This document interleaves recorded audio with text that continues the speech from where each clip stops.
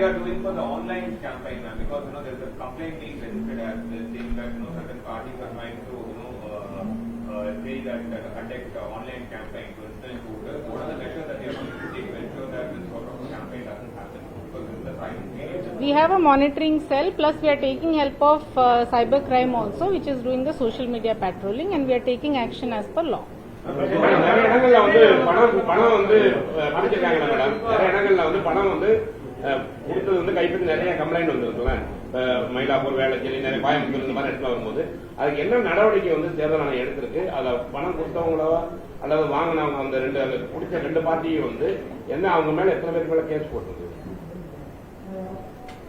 எங்கே நம்ம நாலேஜ்க்கு வந்துச்சு, நம்ம ஸ்குவாட்ஸ் போய் பார்த்துருக்காங்க, எல்லா மேல நம்ம எஃப்ஐஆர்ஸ் போட்டிருக்கோம். எத்தனை பேர் போட்டிருக்கோம்? எத்தனை கட்சி மேல, எந்தெந்த கட்சி மேல போட்டிருக்கு? அது சொல்றேன், டீடைல் வைஸ் கட்சி வைஸ் சொல்றேன்.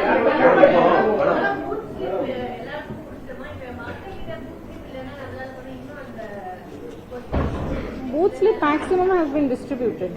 It has been distributed. நம்ம நிறைய விழிப்புணர்வு கூட பண்ணிருக்கோம். We also have a small app, Valikati app இருக்கு for people to go and find their polling booth.